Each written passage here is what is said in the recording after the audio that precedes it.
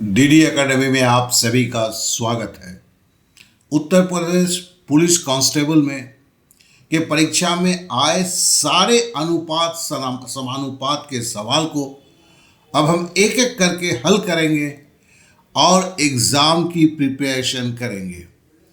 अर्थात कहने का अर्थ है अनुपात समानुपात के जो भी सवाल उत्तर प्रदेश पुलिस कांस्टेबल में पूछे गए हैं सब कुछ यहाँ हल करेंगे। तो चलिए क्लास शुरू करते हैं। इस सवाल पर जरा ध्यान दें। बोला गया है 15:x समानुपात होगा 5:y। तो x:y क्या होगा? तो सबसे पहले हम 15:x, ये देखिए मैंने लाल रंग से इसे घेरा हुआ है, हम इसके मतलब को समझने की कोशिश करते हैं। 15:x जो है वो क्या है? तो हम इसे ऐसे लिख सकते हैं। 15 लिख दिया हमने, एक लाल लाइन खींच दी अनुपात की बटे की, और हमने x लिख दिया।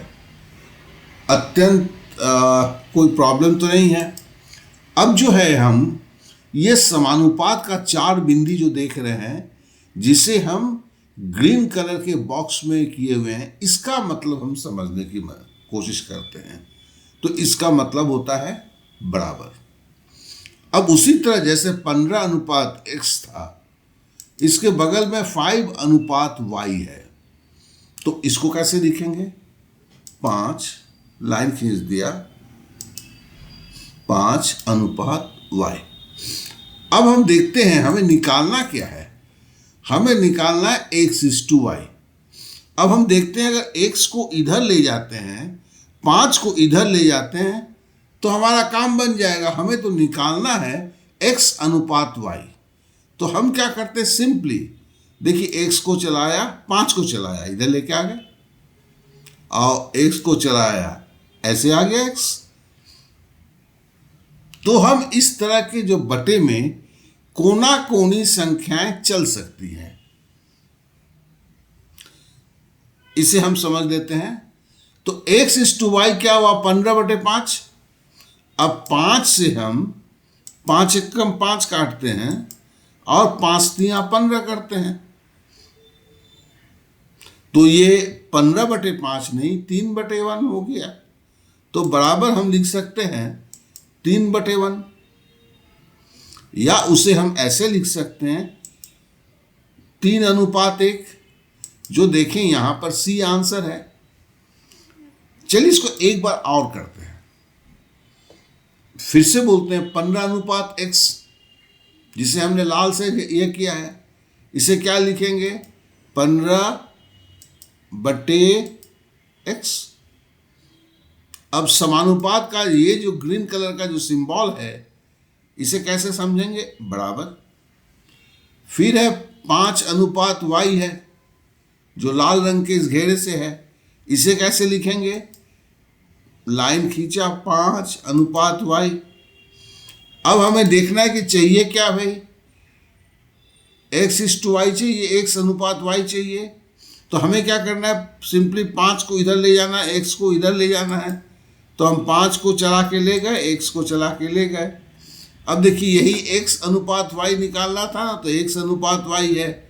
अब ये कटेगा, 5 तिया 15 होता है, तो हम 5 एकम 5, 5 तिया 15 बराबर 3/1 हो गया। 3/1 को हम कैसे लिख सकते हैं?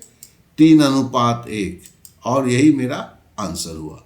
तो आशा करता हूं कि इस चीज़ों को आप एकदम अच्छी तरह से समझ गए होंगे, कहीं कोई असुविधा नहीं हुआ होगा। इसे ज़रूर प्रैक्टिस करेंगे, बहुत ही सिंपल है। इस सवाल को देखें। 50 ग्राम और 2 किलोग्राम में क्या अनुपात है? तो सबसे पहले एक सत्य को समझ लीजिए, गाय और भैंस को जोड़ा नहीं जा सकता है, आदमी और कुत्ता को जोड़ा नहीं जा सकता है। अगर 2 आदमी प्लस 3 कुत्ता है तो आप क्या बोलेंगे? 5 आदमी? तो नहीं भाई, 2 आदमी 3 तो कुत्ते हैं।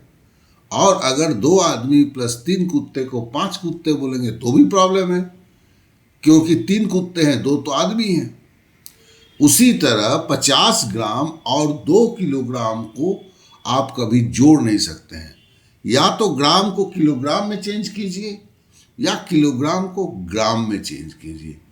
अब हम 2 किलोग्राम को ग्राम में चेंज करते हैं, तो किलोग्राम को ग्राम में चेंज करेंगे तो 1000 ग्राम का 1 किलोग्राम होता है। 2 किलोग्राम मतलब 2000 ग्राम। इतना समझ में आ गया? हमें अनुपात निकालना है। ऊपर कौन होगा तो 50 ग्राम, नीचे कौन होगा तो 2000। यही तो अनुपात है। हमने 50 ग्राम ऊपर लिखा, नीचे 2000 लिखा, शून्य को शून्य से काटा, 5 से काटा, 5 एकम 5, 5 चौके 20 और शून्य बचा हुआ था उतार दिया और ग्राम ग्राम को काट दिया, तो क्या हुआ 1/40। इसे हम ऐसे भी लिख सकते हैं ना, वह 1:40। इस तरह से ये जो है ऊपर का ए जो है ये इसका आंसर हुआ। आशा करता हूं कि सवाल एकदम अति सहज था, कोई भी परेशानी नहीं होगा आपको। इस सवाल को देखें, यदि 264 को 31:13 के अनुपात में विभाजित किया जाता है तो छोटे भाग का मान क्या है? अब देखिए ये 31:13 है और हमें इसका मतलब पहले समझना है।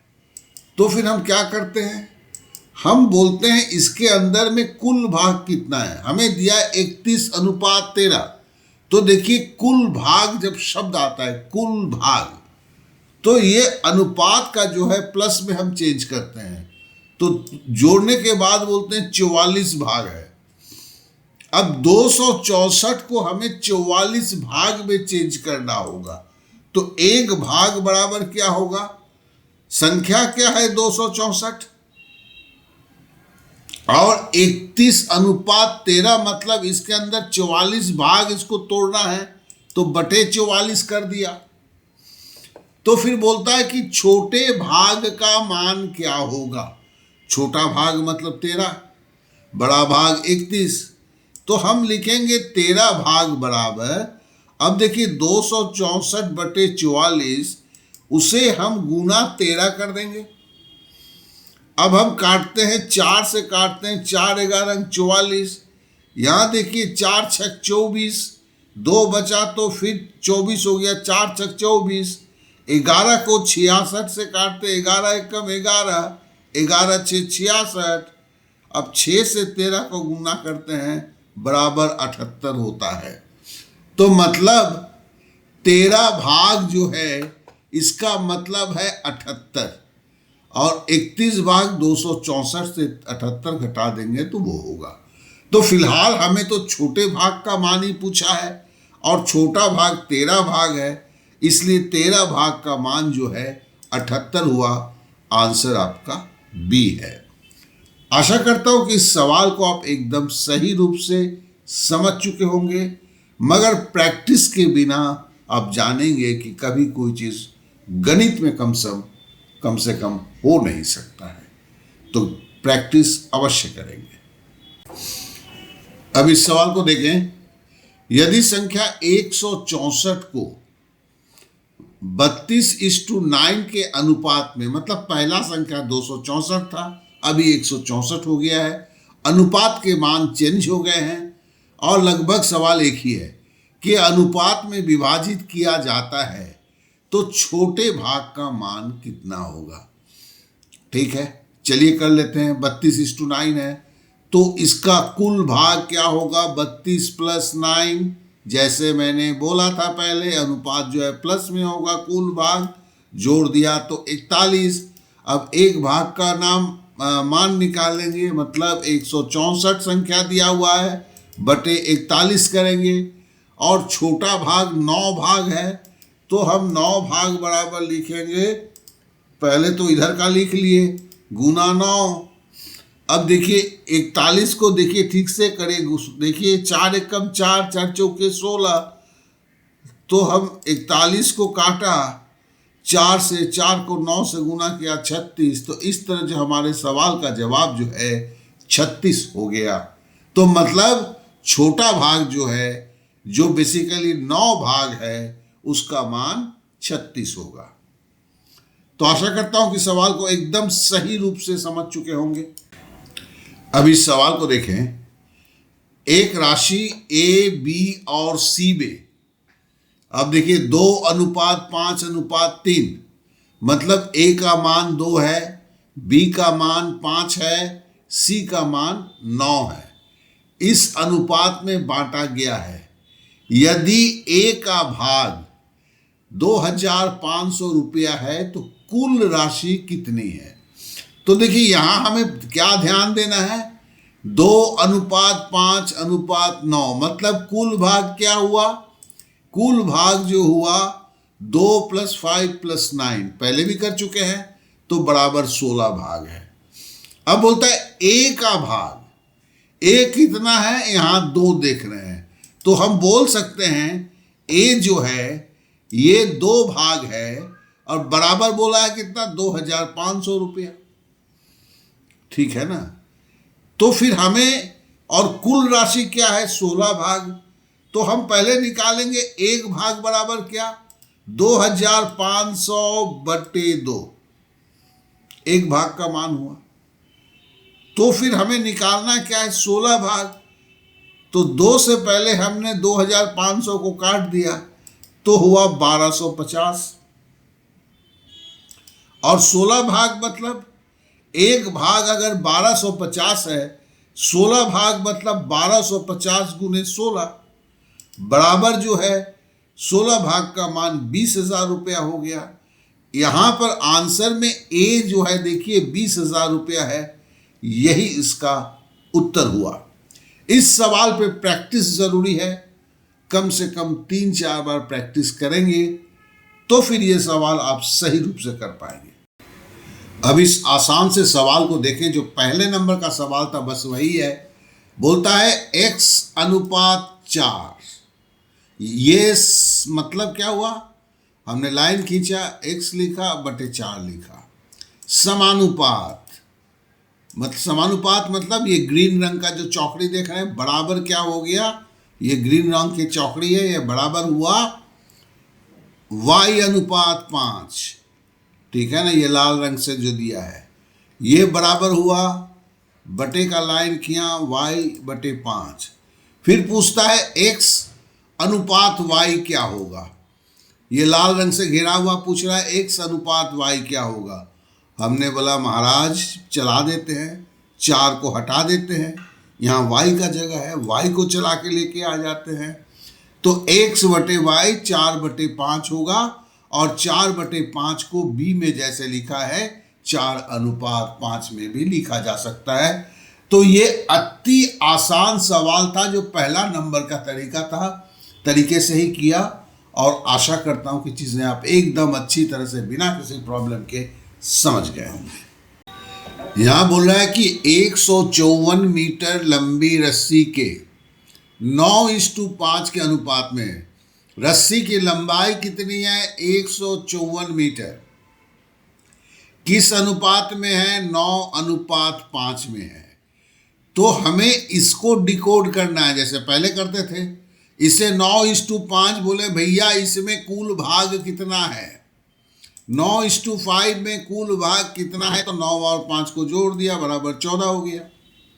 अब बोलता है कुल रस्सी की लंबाई 154 मीटर है, तो 154 मीटर बराबर 14 भाग है, तो एक भाग बराबर 154/14। तो 14 से जब भाग दिए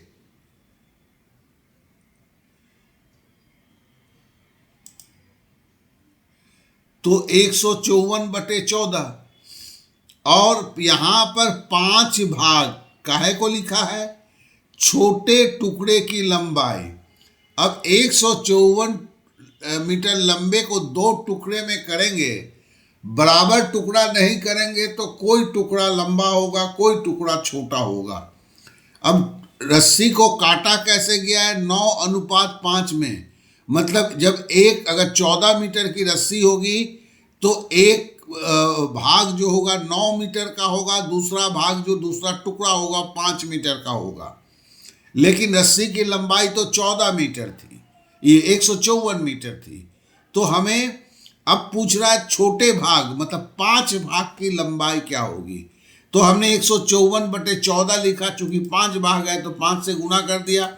अब 14 से काटते हैं 154 को, तो 14 11 154 है। अब 14 एकम 14 होता है, 11 को 5 से गुना किया 55 मीटर। तो कहने का मतलब है कि छोटी रस्सी की लंबाई जो है वो 55 मीटर है। आशा करता हूं कि इस सवाल को आप एकदम अच्छी तरह से समझ चुके होंगे। इस सवाल को जरा ध्यान से देखेंगे। श्रीमती सिंह के परिवार का मासिक बचत इष्टु व्यय, बचत मतलब सेविंग्स होता है, कितना बचा, हर महीने में लोग खर्चा करके कुछ पैसा बचाते हैं ना, जिसका नाम बचत है। व्यय का मतलब खर्चा, एक्सपेंडिचर। और ध्यान दीजिएगा, महीने की जो कमाई होती है उसमें खर्चा होता है और खर्चा के बाद कुछ रुपया किसी का बच जाता है। तो खर्चा और बचत को जोड़ के ही आय होता है। अब 10 रुपया, हम 10,000 बेकार लगता है, 10, हम 50,000 कमाए हैं इस महीने। अब 50,000 में 45,000 घर का खर्चा निकला, तो 5,000 तो बच गया भाई, सेविंग्स हुआ ना मेरा। तो मेरा आय क्या था? तो 45,000 रुपया खर्चा और 5,000 रुपया बचत, दोनों को जोड़ दिए तो 50,000। तो हमारा मासिक आय क्या हुआ? मासिक आय हुआ 45 + 5, मतलब बचत और व्यय को जब जोड़ देते हैं तो आय का बात होता है। तो अब फिर से सवाल पढ़ते हैं। श्रीमती सिंह के परिवार का मासिक बचत अनुपात व्यय 3:8 है। तो बचत और व्यय को अगर जोड़ते हैं तो क्या होता है? आय होता है। तो यहां आय क्या है? 3 और 8 को जोड़ दीजिए, 11 भाग।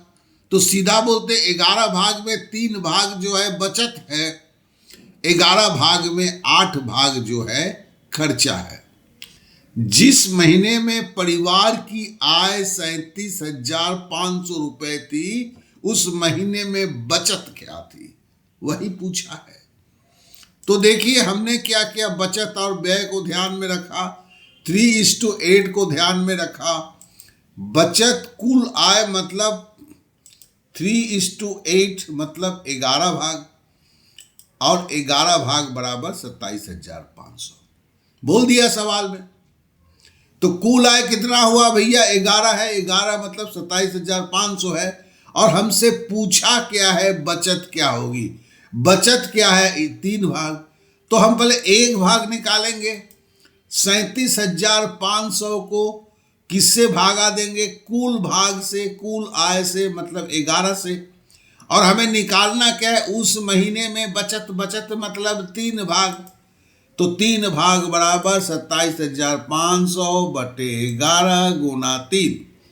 अब 11 से काटते हैं 275 को, देखिए तो 11 दूनी 22, 11 एकम 11, 11 दूनी 22, 5 बचा 55, 11 पचे 55 और 2 शून्य चिपका दे। 2500 को 3 से गुना किए तो 7,500।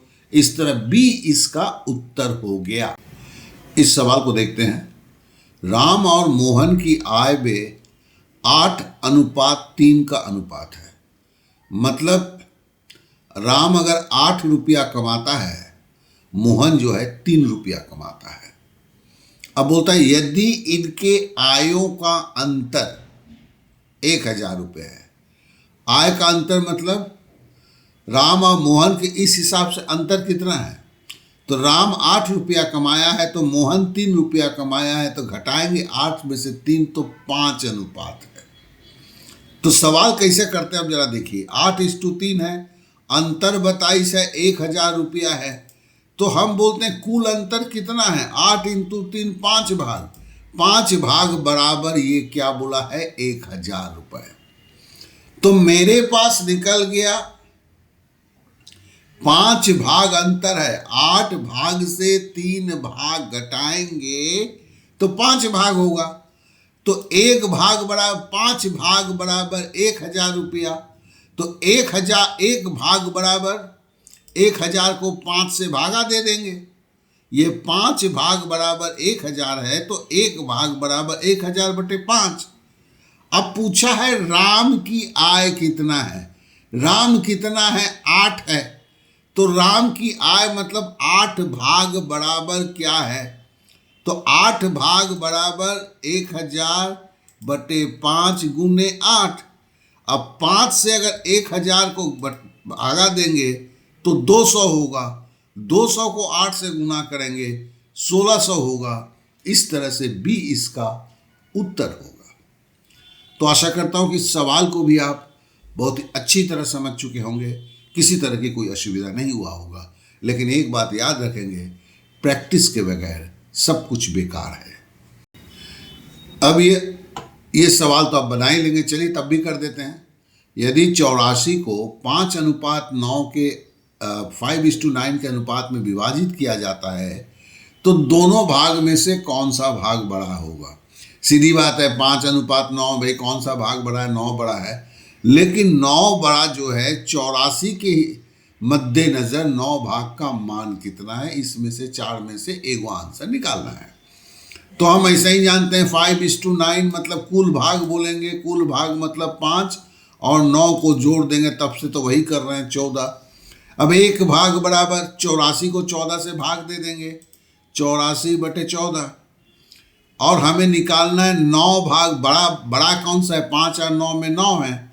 तो 9 भाग बराबर 84 बटे 14 गुने 9।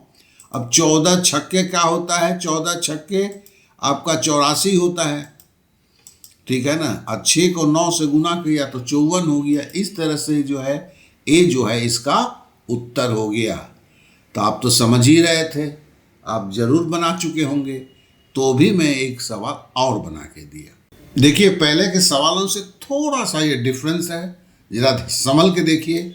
बोलता है x/16। इसका मतलब क्या होता है? हमने x लिखा और अनुपात 16 है, मतलब 16 को नीचे ठेल दिया। अब एक समानुपात दिखा रहा है, देखिए ग्रीन कलर में समानुपात दिख रहा है, ये मतलब बराबर हो जाता है। अब बोलता है 63:36। तो हमने 63:36 जो देखिए यहाँ पे लाल रंग में हमने दिखा रखा है, इसका मतलब होता है फिर बटे का सिंबल दिया, ऊपर 63 है तो ऊपर 63 लिखा, नीचे 36 है तो 36 लिखा। फिर हम पूछता क्या है, देखिए x का मान क्या होगा? तो सीधी सी बात है, x का मान होगा तो x 16 को ठेल के को इधर भेज देंगे तो x यहाँ रह जाएगा, सिंपल सा है। और 16 ठेलेंगे तो इधर गुना में चला जाएगा, जैसे देखिए ऐसे चला गया। अब हमको काटना है तो देखिए यहाँ पर जो है 9 से कटता है, 9 चौके 36, 7 9 63। तो चलिए 9 से काटते हैं, 9 चौके 36, 9 सत्ते 63। अब देखिए 4 है इधर, 16 है तो 4 चौके 16, ठीक है ना। अब देखिए 7 और 4 को गुना कर दिया तो बराबर 28 हो गया। इस तरह से जो सी जो है इसका आंसर हो गया। तो आशा करता हूं कि इसको समझ चुके होंगे। कुछ भी नहीं है, बस थोड़ा सा संभल के खेलना था और प्रैक्टिस जरूरी है।